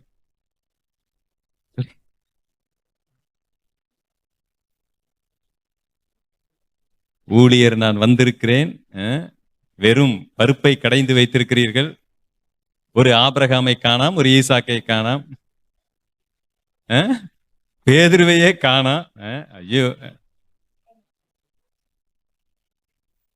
ஆனா நான் அங்க போகும்போது ஆபிரகாம் என்ன, ஈசாக்கு என்ன, பேதுரு என்ன. இங்க என் பொண்டாட்டி என் மனைவி உட்காந்துக்கிட்டு கடுப்பு அப்படியே வயிறுல எரிஞ்சிட்டு உட்காந்துருக்காங்க. ஏன்னா நான் டெய்லி போட்டோ எடுத்து அனுப்பிட்டு இருக்கிறேன். என் மக அப்படியே காதுல புகையை விட்டுட்டு ஒவ்வொரு முறையும் பார்த்தா அந்த அப்படியே இந்த கோவப்படுற பொம்மையா அனுப்பிட்டு இருக்கிறேன் எனக்கு வாட்ஸ்அப்ல அப்படின்ட்டு. கடைசியா ஒரு சூப் அனுப்புனேன் பாருங்க, பன்றி சூப். அத பார்த்துட்டு உச்சபட்ச கோபத்துல இருந்தாங்க. என்னென்ன இந்த மனுஷன் அங்க போய் தின்னுட்டு இருக்கிறான் பாரு. ஏன்னா நம்மள நல்லா கவனிக்கிறாங்க. நம்ம கேட்கல, தயவுசெய்து என்னைய தப்பா எடுத்துக்காதீங்க. நான் அவங்க கிட்ட எதுவுமே கேட்கல, அவங்களதான் கவனிச்சாங்க. நிறைய இடங்கள்ல நாமளே வலுக்கட்டாயமாக உபசரிப்புகளை என்ன பண்ணிடுறோம், இழுத்து பிடிச்சு மறைமுகமாகவோ நேரடியாகவோ ஏதோ ஒன்ன பண்ணி அதை செய்ய வச்சிடறோம். என்னுடைய திருப்பூர்ல ரொம்ப வருஷத்திற்கு முன்னாடி ஒரு வீட்டுக்கு ஒரு பிரேயர், அவங்க ஒரு ரொம்ப நாளா சர்ச்சுக்கு போனவங்க, கடைசியில போல, ஏற்கனவே சொன்னேன்னு தெரியல. அந்த வீட்டுக்கு என்னை ஒருத்தர் கூட்டு போறாரு, இவங்க சுவிசேஷம் சொல்லுவோம். நாங்க உள்ள போறோம், பேசுறோம், பிரேயர் பண்ணிக்கிட்டு இருக்கிறோம். அந்த வீட்டுல இருக்கிறவங்கள சலசலப்பு, ஒரே சலசலப்பு. எனக்கு பிரேயர் பண்ணும் போதே கேக்குது, அங்க இங்க ஓடிட்டு இருக்கிறாங்க, கலக்கட கலக்க ஜல ஜலஜன்னு. என்னையா அது அப்படின்னு பிரேயர் பண்ணி, என்ன அப்படின்னா பிரேயர் பண்ண வந்துட்டாரு, இவருக்கு பணம் கொடுக்கணும். அவங்க கிட்ட காசே இல்லை. இந்த கூப்பிட்டு போனவராவது இவர் பணம்லாம் வாங்க மாட்டாருங்க, அதை பத்தியே கவலைப்படாதீங்கன்னு ஒரு வார்த்தை சொல்லி இருந்தா ஆரம்பத்திலிருந்து நான் பேசினதை ஒழுங்கா கேட்டிருப்பாங்க. நான் உள்ள நுழைஞ்சதுல இருந்து அவங்களுக்கு என்னமே இப்ப வந்துட்டாரு இந்த ஆளு, எப்படிடா நம்ம கிட்ட 50 ரூபா கூட இல்ல, இவருக்கு எப்படி கொடுக்கறதுன்னு ஒரே அது தெரியாம நான் அப்படியே ஆதியாகமத்திலிருந்து வெளிப்படுத்தின விசேஷம் போயிட்டு இருக்கிறேன். கடைசி பாத்தீங்கன்னா அவங்க அப்படி இப்படி ஏதோ பண்ணி கடைசியில பாத்தீங்கன்னா எங்க இருந்தோ ஒரு கவரை வாங்கி ஏதோ ஒரு அமௌண்ட் வச்சு என்கிட்ட கொடுக்க வர்றாங்க. வேணவே வேணான்னு ஒத்த கால நின்ட்டேன். பக்கத்துல இருந்தவர் அப்புறம் சொன்னா, இவர் இந்த மாதிரி வந்தா வாங்கவே மாட்டாருங்க, தயவு செய்து இதை வைங்க. என்னன்னு அவங்க அதுக்கப்புறம் நல்லா பேசுறாங்க.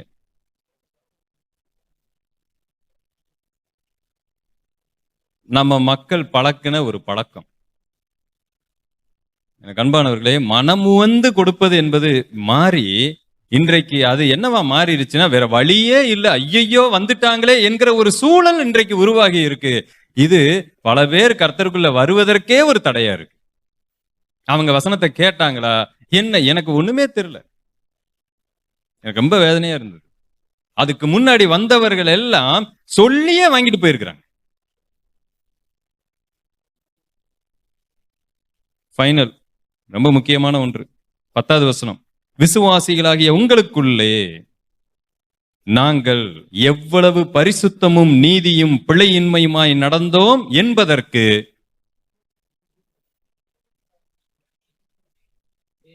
நீங்கள் சாட்சி. நம்ம மனைவி, பிள்ளைகள், கணவன் சண்டை போடும் போது நாம சொல்லுகிறது ஒண்ணுதான், நான் நல்லவேன்னு எனக்கு தெரியும், தேவனுக்கு தெரியும், என் மனசாட்சிக்கு தெரியும், நான் சரியானவன்னு எனக்கு தெரியும். பவுல் அப்படி சொல்லல. ஃபர்ஸ்ட் சொன்னதே நாங்கள் சரியாய் நடந்தோம் என்பதற்கு நீங்கள் சாட்சி. அப்புறம் தான் யார் சாட்சி? தேவன் சாட்சி. என்னைக்குமே தேவன் சாட்சின்னு சொல்லி, ஏன்னா தேவன் யாருக்கும் சாட்சி சொல்ல போறது இல்லைன்னு நமக்கு நல்லா தெரியும். அவர் கண்டிப்பா இப்ப சாலமன் சொன்னதெல்லாம் உண்மைப்பா, அதனால நம்புங்க அப்படின்னு அவர் வந்து சொல்ல மாட்டாருங்கிற தைரியத்துல நீங்கள் நான் என்ன பண்ணிடுறோம், நான் கரெக்டா நடக்கிறேன்னு தேவனுக்கு தெரியும் பிரதர், அவருக்கு தெரிஞ்சா போதும் பிரதர் அப்படின்னு பேசிட்டு போயிட்டு இருப்போம். அவர் மட்டும் எல்லாருக்கும் வந்து சாட்சி சொல்ல டெய்லி வந்து சாட்சி சொல்லிட்டு இருந்தாருன்னா அவ்வளவுதான். ஆனா பவுல் சொல்லுகிறார், நீங்கள் சாட்சி, உங்க மத்தியில தான் நாங்க இருந்தோம், என்ன சொல்லு, எப்படி நடந்துகிட்டோம் பாருங்க, நாங்க உங்களை ஏதாவது வருத்தப்படுத்தினோமா, சரி உங்களை ஏதாவது நாங்க மரியாதை குறைச்சலா நடத்தினோமா, அல்லது நாங்க மரியாதை எதிர்பார்த்தோமா, எதையுமே நாங்க பண்ணலையே, எவ்வளவு பரிசுத்தமும் நீதியுமாய் நடந்தோம். பவுல் ஒரு மனுஷன் மாத்திரம் நீதியா நடப்பது பெரிய விஷயம் இல்லை.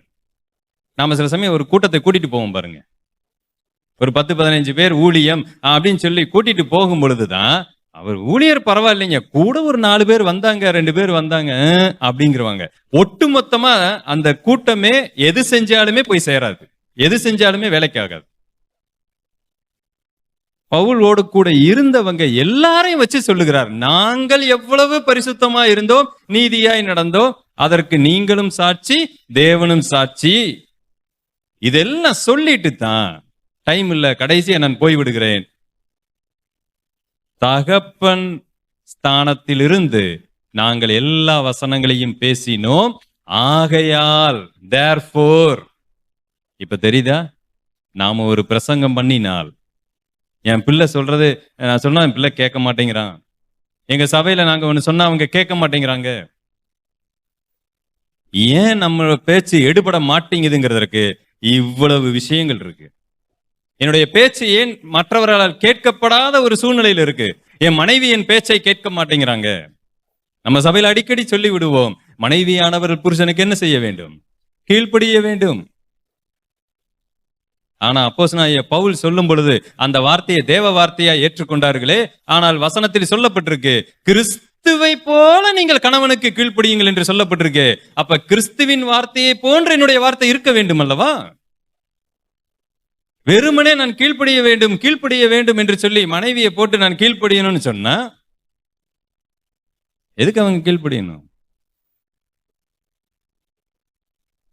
எனக்கு அன்பானவர்களை யோசிங்க. ஒரு விலை இல்லாத ஊழியம், அது வீணான ஊழியம். அந்த ஊழியம் வீணான ஊழியம். அந்த ஊழியத்தினால எந்த பிரயோஜனமும் இல்லை. அது பெரிய ஒரு தாக்கத்தை ஏற்படுத்தாது. ஆப்பிரிக்காவுக்கு ஊழியத்திற்கு சென்ற டேவிட் லிவிங்ஸ்டனை பத்தி நாம சொன்னோம் அல்லவா?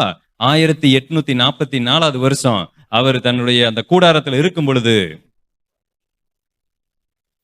ஆப்பிரிக்கா சிங்கத்தை பார்த்திருக்கீங்களா? நம்ம ஊர் ஜூல இருக்கிற சிங்கம் மாதிரி இருக்காது, அது நாய் மாதிரி இருக்கும். ஒரு சிங்கம் ஒண்ணு 500 கிலோக்கு மேல இருக்கும், 600-700 கிலோ இருக்கும். அது வாயை திறந்துச்சுன்னா ஒட்டு மொத்தமா ஒரு மனுஷனே உள்ள போயிருவான், அந்த அளவுக்கு வாய் இருக்கும். அவருடைய இடது கையை கடித்தது. வாழ்நாள் முழுவதும் அவருடைய இடது கையில எதையுமே செய்ய முடியாத அளவுக்கு காயப்பட்டிருந்துச்சு ஊழியத்திற்கு சென்ற இடத்துல. எனக்கு அன்பானவர்களை கொஞ்சம் யோசித்து பாருங்க, எவ்வளவு பெரிய ஒரு விலை கொடுத்து வாழ்நாள் முழுவதும் இடது கை இல்லாம லைஃப் கொஞ்சம் யோசித்து பாருங்க, எப்படி வாழ்ந்திருப்பாரு. அவர் பண்ண பெரிய பெரிய பிரசங்கங்கள் நமக்கு தெரிகிறது, ஊழியங்கள் தெரிகிறது, அவர் பட்ட பாடுகள் நமக்கு தெரியல.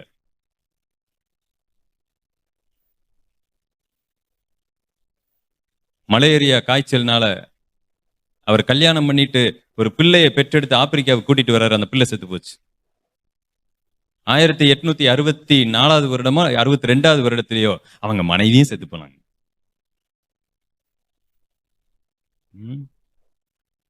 இப்படி ஒவ்வொரு மிஷனரிக்கும் ஒரு பிரச்சனை இருக்கு. அடோனிராம் ஜட்சன் பர்மாவுக்கு போறாரு, அவருடைய குழந்தை செத்து போகுது, மனைவி செத்து போறாங்க. எல்லா மிஷனரியுடைய வாழ்க்கையை பாரு. ஆனாலும் ஒரு பெரிய விலை கொடுத்து ஊழியத்தை அவர்கள் செய்து கொண்டிருக்கிறாங்க. ஹட்சன் டெய்லரை பத்தி நம்ம அடிக்கடி பேசுவோம், ஹட்சன் டெய்லர் அப்படி பண்ணாரு இப்படி பண்ணாருன்னு. ஆனா இங்கிலாந்துலயும் சரி மற்ற இடத்துலயும் சரி அவரை எல்லா இடத்துலயும் அந்த மிஷன் சொசைட்டி ஒதுக்கி வச்சுச்சு. எதுக்கு தெரியுமா? ஹட்சன் டெய்லர் மிகப்பெரிய பாவம் பண்ணிட்டார். என்ன பாவம் பண்ணாருன்னா, அவர் சீன மக்களுடைய உடையை அணிந்து விட்டார். சீன மக்களைப் போல தொப்பி வைத்து விட்டார், சீன மக்களைப் போல தாடி வைத்து விட்டார். சரிங்களா? சீன மக்களைப் போல தாடி வச்சு, சீன மக்களை போல தொப்பி வச்சு, அதே மாதிரி ஒரு மாதிரி பாவாடை மாதிரி சுத்தி அவங்க ஒரு நீட்டா ஒரு ட்ரெஸ் போடுவாங்க பாருங்க, அந்த மாதிரி போட்டுக்கிட்டு முழுக்க முழுக்க இவர் சீன மக்களைப் போலவே மாறி விட்டார், ஆகையால் இவர் ஊழியம் செய்ய தகுதி இல்லை அப்படின்னு சொல்லி வச்சிருந்தாங்க.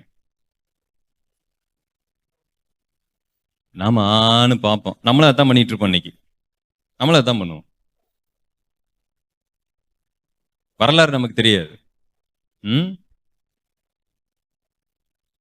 18th செஞ்சுரியில ஹாலிவுட், 18வது நூற்றாண்டுல இந்த ஹாலிவுட் அப்படிங்கிற இடம் மிக பிரபலமாச்சு, நாடக வடிவில் பிரபலமாச்சு. 19ஆம் நூற்றாண்டுல திரைப்பட வடிவில் பயங்கரமா பிரபலமாச்சு. இதுக்கு முன்னாடி பாத்தீங்கன்னா எகிப்தியர்கள் மட்டும்தான் தாடியை வலித்து கொண்டிருந்தார்கள். அவர்களுடைய கஸ்டம்ஸ், அவங்க கடவுள் வந்து எதுவுமே தாடி இருக்காது. எகிப்தியர்களுக்கு ஆப்போசிட்டா இருக்கிற எல்லா மதங்களும் மார்க்கங்களும் உள்ள இருக்கக்கூடியவங்க எல்லாருமே என்ன செய்வாங்க? தாடி வைப்பாங்க. இந்த ஹாலிவுட் அப்படிங்கிற ஒண்ணு வந்துச்சு, உலகத்தில் இருக்கிற ஃபேஷன் ஒட்டு மொத்தமா எல்லாருக்கும் மாறிச்சு. எல்லா மனிதர்களும் மேக்சிமம் அந்த ஃபேஷனை அடாப்ட் பண்ணாங்க. எல்லாருமே பாத்தீங்கன்னா நல்ல வலுவலுன்னு என்ன செய்தாங்க? ஷேவ் பண்ண ஆரம்பிச்சாங்க. அன்றைக்கு இருந்த எல்லா மிஷினரிகளுடைய போட்டோவை எடுத்து பாருங்க, அதிகமா எல்லாரும் தாடி தான் வச்சிருப்பாங்க. சார்லஸ் ஸ்பர்ஜன்லாம் நீங்க பாத்தீங்கன்னா பெருசா தாடி மீசையை வச்சுக்கிட்டு அப்படி இருப்பார். இன்னைக்கு நமக்கு பிரச்சனை என்ன தெரியுங்களா? தாடி மீசை தான் பிரச்சனை. ஹட்சன் டெய்லர் என்ன உடை உடுத்தினாரு, அவர் எப்படி இருந்தாரு, இவர் எப்படி இருந்தார் என்று நாம் பார்த்து கொண்டு முக்கியமான ஊழியத்தை நாம் கோட்டை விட்டிருக்கிறோம். கண்பானவர்களை யோசித்து பாருங்க. கடைசியா ஆஸ்திரேலியால இருந்து வந்தவங்களையும் நீங்க ஞாபகத்துல வைங்க. விலையுள்ள ஒரு பெரிய ஊழியம். கந்தமால் மாவட்டத்துக்கு போறாங்க, இரவு நேரம் ஆகிவிட்டது, இவர் கூட்டத்துக்கு போறேன்னு நிக்கிறாரு கிரகாம்ஸ்டெயின். அவங்க 2 பிள்ளையும் தொத்துறாங்க, நாங்களும் போவோம் சண்டை போடுறாங்க, எங்க அப்பா கூட நாங்க போவோம், ஏன் விட மாட்டீங்க, உங்க 2 பேருக்கும் காய்ச்சல் அடிக்குது, நீங்க போகாதீங்கன்னு சொல்றாங்க அவங்க அம்மா. இவர் சொல்றாரு, அந்த பேராஸ்டம்ல அப்படியே 2ஆ கட் பண்ணி 2 பேத்துக்கு கொடு அப்படிங்கிற. 500 பேராஸ்டம்ல 2ஆ கட் பண்ணி 250 அவங்களுக்கு கொடுக்குறாங்க. அந்த மாத்திரையை சாப்பிட்டுட்டு பின்னாடி ஜீப்ல ஏறி உட்காந்துட்டு போறாங்க. மீட்டிங் முடிச்சுட்டு மழை தூறி கொண்டிருக்கிறது. திரும்ப வரும் பொழுது ஒரு பெரும் கூட்டம் அங்கே போய் ஜீப்பை அடைத்து பெட்ரோலை ஊத்தி கொளுத்துது. அதுல முதல் பையன் கதறுகிறான், அப்பா எரியுது எரியுது எரியுது. 2வது பையன் கதறுகிறான், அப்பா பார்த்துக்கிட்டு இருக்கிறாரு தன்னுடைய பிள்ளையை காப்பாற்ற முடியாம. கண்ணு முன்னாடி எரிந்து கொண்டே இருக்கிறாங்க, அப்பா பார்த்துக்கிட்டே இருக்கிறாரு. என்ன பண்ண முடியும்? ஆண்டவரே என்று அவங்க ஆண்டவரை பார்த்து கேட்டிருக்க முடியும். கொஞ்சம் கொஞ்சமா எரிஞ்சு 3 உயிர்களும் அந்த இடத்துல அடங்கி போனது. அந்த ஜீப் உருக்குலைந்து போனது. 1 மணி நேரம் 2 மணி நேரத்துல வர்றேன்னு சொல்லிட்டு போனவங்க இன்னும் என்ன காணான்னு சொல்லிட்டு இங்க அம்மாவும் மகளும் காத்துக்கிட்டு இருக்கிறாங்க. நடுச்சாமத்துல ஒரு செய்தி வருகிறது, சாம்பல் மாத்திரம் தான் அவர்களுக்கு கிடைக்குது. அந்த அம்மாட்ட ஒரே ஒரு வார்த்தை தான் கேட்டாங்க, அங்க ஆஸ்திரேலியா தேசத்துல இருந்து இப்படி வந்து நீங்க தொழுநோயாளிகள் மத்தியில ஊழியம் செஞ்சு எல்லாம் பண்ணிக்கிட்டு இருந்தீங்க, இனிமேல் நீங்க இங்க இருப்பீங்களா? என்னுடைய புருஷன் கண்ட தரிசனம், அதை நான் கடைசி வரைக்கும் விட மாட்டேன், தொடருவேன்னு சொன்னாங்க அந்த அம்மா. நான் இருக்க மாட்டேன். நான் ஒரு நிமிஷம் அவங்க இடத்துல என்னை வச்சு பார்த்தேன். இருப்பனா? இந்த மனுஷங்களுக்காக நான் நிப்பனா? என் ஆஸ்திரேலியா தேசத்துல ஓடி போய் ஜாலியா நான் இருப்பேன். ஒரு சபையில போய் ஓரமா உக்காந்துக்கிட்டு அங்க பணத்தை மட்டும் கொடுத்துட்டேன்னா போதும், எனக்கு ராஜ வாழ்க்கை, ராஜ உபசரிப்பு கிடைக்கும். கார்ல அழகா வந்து இறங்கிட்டு அழகா போய் நல்லா பாட்டு பாடிட்டு நல்ல விசுவாசின்னு பேர் எடுத்துட்டு நல்ல ஒரு இடத்துல கல்லறை எனக்கு கிடைக்கும். அந்த கல்லறைக்கு சிமெண்ட் அடிச்சு முலாம் பூசி அழகா வச்சு கர்த்தரே வந்தா கூட எழும்பி வர முடியாத அளவுக்கு ஒரு அற்புதமான கல்லறையை கட்டி நான் வாழ்ந்துகிட்டு இருப்பேன். உண்மையா இல்லையா? எவ்வளவு ஒரு சொபசிகேட்டடான ஒரு கிறிஸ்டியன் லைஃப் நமக்கு இருக்கு பாருங்க. அவங்களுடைய ஊழியம் என்பது விலைக்கிரயம் செலுத்தப்பட்ட ஒரு ஊழியம். அந்த இடத்துல அந்த அம்மா சொன்னாங்க, இன்னைக்கு வரைக்கும் அவங்க அந்த பகுதியில் இருக்கிறாங்க. எனக்கு அன்பானவர்களே, மினிஸ்ட்ரிக்கு என்று ஒரு மாடல் இருக்கிறது. இந்த மாடலை நீங்க வீட்டில் போய் வாசித்து பாருங்க. இதுதான் நமக்கான மாடல். இதை நாம செய்யும் பொழுது அந்த வசனம் தேவ வசனமாய் ஏற்றுக்கொள்ளப்படும். அது விசுவாசிக்கிற உங்களுக்குள் என்ன செய்கிறது? பலன் செய்கிறது. இன்றைக்கு அநேக இடங்கள்ல நம்மளுடைய ஊழியம் மீண்டும் உயர்த்தமாய் போனதற்கு இதுவும் ஒரு காரணமா இருக்கிறது. அதனால கர்த்தர் நம்மோடு பேசி இருக்கிறார் என்று நம்புகிறேன். நம்மளுடைய ஊழியம் சிறக்கட்டும். நம்மளுடைய சபைகள் இன்னும் அநேக ஆத்துமாக்களை ஆதாயம் பண்ணட்டும். அநேக இடங்களுக்கு கர்த்தர் நம்மை கொண்டு போய் சேர்ப்பாராக. தேவனுக்கு இன்றும் என்றும் சதா காலங்களிலும் மகிமை உண்டாவதாக. ஆமென்.